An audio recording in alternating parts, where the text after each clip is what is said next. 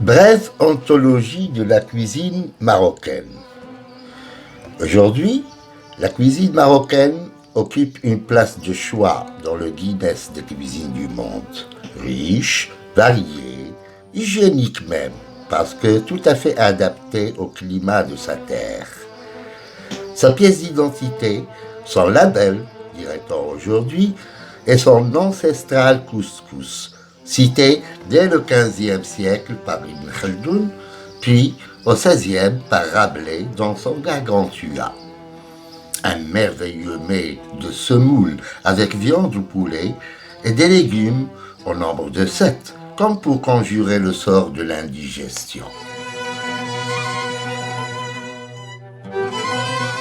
Le tout dans ce mets est arrosé de bouillon, un mets succulent à ne point s'enlacer et bien facile à digérer. Il est aussi populaire et son cordon bleu, c'est toute mère de famille marocaine où qu'elle se trouve dans le royaume. Demandez à un Marocain quel est le meilleur couscous qu'il ait mangé, la réponse est inévitable bien sûr. C'est celui de sa mère, dira-t-il, sans hésiter une seule seconde. Nous voulons cette vidéo plus audio que visuelle. Nous la voulons aussi interpellant l'esprit, le sens et la signification, plus que l'essence du goût et de l'odorat. Ou plutôt, tous les deux à la fois, les baies et la société qui les prépare. Le culinaire étant parvenu à s'imposer comme universel, notre anthologie se constituera de textes d'écrivains étrangers comme approche de l'autre, mais aussi d'écrivains nationaux d'expression française comme Edmond Abraham-Meller, Rams Flewy, Bargage, avec une vue plus interne et par conséquent plus profonde.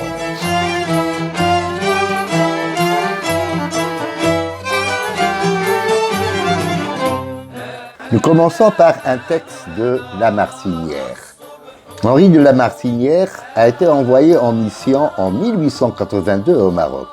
Il y effectue de nombreuses fouilles archéologiques et a bien connu la cour du sultan Hassan Ier, dont il a décrit l'activité et le faste dans son ouvrage « Souvenirs du Maroc » et dont nous avons tiré ce texte. Allons-y. La cuisine à Marrakech. Tétouan et Marrakech étaient les deux villes réputées pour leur cordon bleu. Peut-être à Marrakech, la cuisine était-elle plus délicate. Et il n'était pas rare de payer à prix d'or une cuisinière renommée. Les chroniques des ambassades venues à la cour chérifienne ont généralement dédaigné la chair marocaine.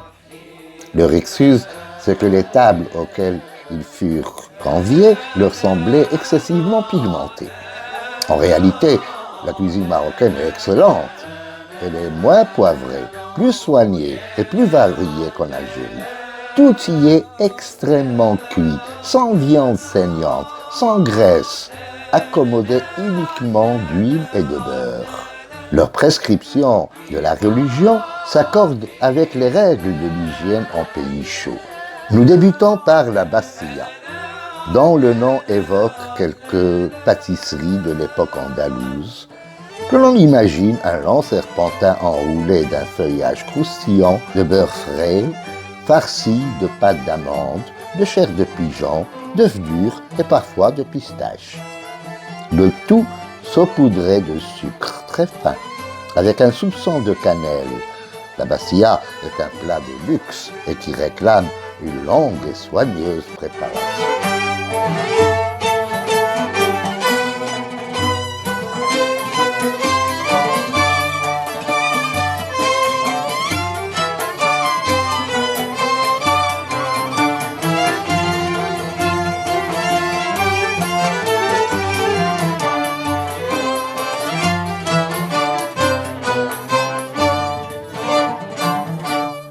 Puis, on nous sert des poulets, gras, dodus et tendres, dans diverses sauces. Ils arrivent par plats de 3. Voici ceux aux olives, ceux aux noix, ceux au piment, et d'autres sans frits. C'est une débauche de volaille. Quelques-uns sont remplis d'un heureux mélange de raisins secs, d'amandes et de pistaches. On les nomme, paraît-il, maqfoul, c'est-à-dire fermés, par opposition à ceux servis en fricassé à l'huile, ou bien à ceux assaisonnés avec du citron et des œufs, qui sont appelés souéri, du nom de la ville de Souera ou Mogador. Et ensuite, toute la série était entremêlée de plats de pigeons et de tagines ou ragoûts, et de quartiers de moutons rôtis. On nous donna ensuite de petits beignets appelés ktaïf, d'une pâte fine, frite dans du beurre, avec de ce miel marocain de la montagne qui a un parfum de fleurs alpestres. Et on voulut bien nous laisser un peu de repos avant l'arrivée du couscous. Tout le monde connaît ce mets de semoule de blé dur. Nul n'est meilleur et de digestion plus aisée, qu'il soit fait de poulet ou de viande. Il se cuit à la vapeur avec quelques légumes et on le sert arrosé de bouillon de la viande. Je me suis laissé dire que le couscous serait d'origine provençale. Il aurait été importé dans les États barbaresques au Moyen-Âge par des pirates au cours de leurs expéditions sur les côtes de Provence. Bien sûr, ce texte de la Martinière décrit une table de Darmrzeni, une table royale, faite pour éblouir les visiteurs étrangers. Mais en général, la table marocaine, surtout à l'occasion d'un mariage ou d'un enterrement, est une table pleine, un banquet. Nous dirions quant à nous un dévergondage de viande. Les Marocains sont parmi les peuples comme les aigles dans la faune, les premiers consommateurs de viande. Et le mot régime les fait rire. Et la sagesse populaire, dans son humour, veut qu'un malade ne prenne le régime prescrit par son médecin qu'après avoir bien mangé. Le modèle à ce propos sont les frères, récitateurs des versets coraniques lors des cérémonies funéraires, venus, affables et souriants, plus nombreux que les convives, se rassasier. 2 plats de résistance, poulet et couscous, avec viande bien sûr, tout entouré au bord de la table servie, en tant qu'entrée, de petits plats variés, des cure-dents, disent les fuqaha, qu'on ne se refuse pas de grignoter pour faire plaisir à leur hôte. Ah, et n'oublions pas la sefa, cette semoule si fine, présentée en dôme qu'enjolive des filets parallèles de sucre glacé et de cannelle, avec comme accompagnement du lait sucré à l'eau de fleurs d'oranger. Mais c'est le couscous qui reste le roi des mets dans semblables circonstances. Si vous voulez taquiner un ami pour lui demander quand il décédera, vous lui dites « Quand va-t-on manger le couscous ?» Et lui, de son côté, ne voit aucun inconvénient à lui faire plaisir, pourvu qu'il soit parmi les convives à son propre enterrement.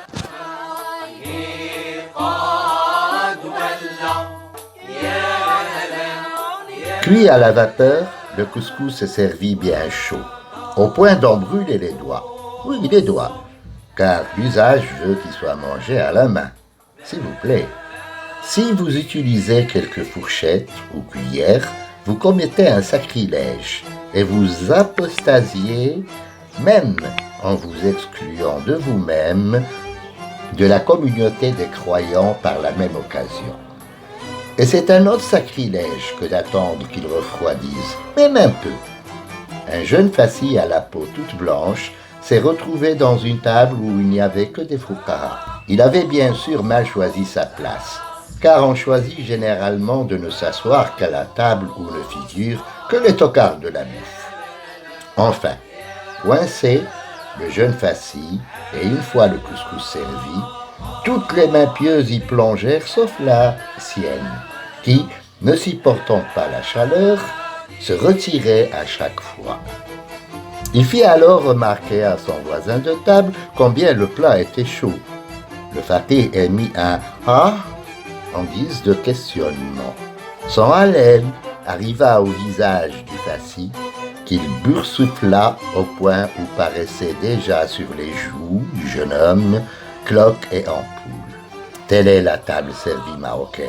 Une table où on se gorge à saturation, au point que le proverbe dit « Meurs rassasié et ne relève plus la tête ».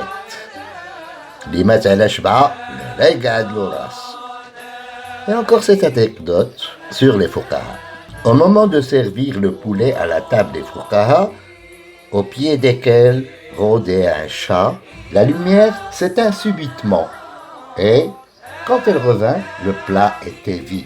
Plus aucune poulaille. C'est alors qu'un fakir à la barbe de prophète, les mains hautes saisissant le col du malheureux chat, comme Moïse saisissant son bâton, invite ses confrères à bien vouloir remettre les poulets dans le plat.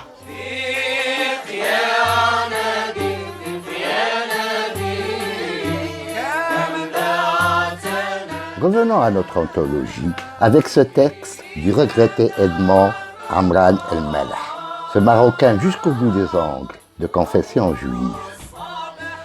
La cuisine est l'âme d'un peuple. La cuisine marocaine a ceci de commun avec la poésie qu'elle est intraduisible. Elle est le signe d'une civilisation, d'une culture, et permet d'en mesurer le degré de raffinement. On parle fréquemment de l'âme d'un peuple. Cela risque d'être une formule 100 fois répétée, une abstraction vague, si on n'y met pas quelque chose de concret. C'est vrai aussi de la cuisine. Si on ne s'avise pas que cette âme ne serait rien sans le goût, les saveurs par quoi elle s'incarne et vient jusqu'à nous. Rien si vous n'avez pas, une fois dans votre vie, trempé délicatement un morceau de pain chaleureux et familial dans un onctueux tagine composé avec art, tel un poème ou un beau tapis. Et pour honorer l'invité, l'initié au mystère du méchoui, d'un poulet au citron, pensez à détacher quelques morceaux de choix pour les lui offrir en les déposant devant lui. Partage, don, convivialité. Khms, expression intrasensible, signifiant qu'avec ce bout de pain, explorateur et plongeon, vous palpez le cœur et l'âme d'une cuisine. Et les épices. La question est sur le bout de la langue. Alchimie, charme, ensorcellement, notes fondues en harmonie là où le barbare, celui qui n'entend pas ces nuances, ne croit trouver qu'une agression de piment, fort à emporter la bouche. Le célèbre et impérial Ras el-Hanout, savante composition de plus de 15 épices dont beaucoup viennent des terres les plus lointaines, est à lui seul une épopée. Évoquant ces routes des épices comme celle de la soie, ce négoce de luxe, d'audace, d'exploration lointaine, d'ouverture au monde, de richesse et de raffinement. Edmond Amran El-Maleh, que Dieu ait son âme.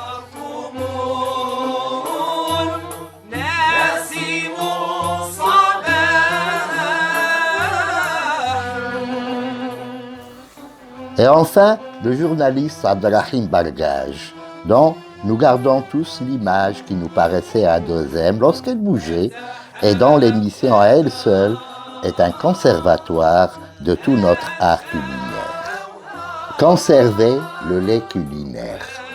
C'est une tendance dangereuse que semble prendre la cuisine marocaine dans les centres fortement urbanisés, où la vie frénétique et l'influence grandissante de la facilité occidentale réduisent l'immense lait culinaire des siècles passés. Ils réduisent à quelques spécialités que l'on présente à l'occasion. Pastilla, choui, poulet au citron, couscous. Le reste du temps, rôti, frites, friture et spaghettis sans roi. La logique existentielle est inversée. Ce n'est plus l'homme qui mange son environnement, c'est l'environnement qui mange l'homme. Fort heureusement, loin du tumulte et plus près de la vraie vie, des âtres continuent de brûler d'un feu doux, sur lequel mitonnent des tangias et des tagines de toutes sortes, foyer traditionnel, maison humble ou riche, où il fait bon vivre. L'on y respire tous les jours des effluves prometteurs et mille et une manières de déguster les bons produits de la terre, du ciel et de l'eau. Abdelrahim Balkhash.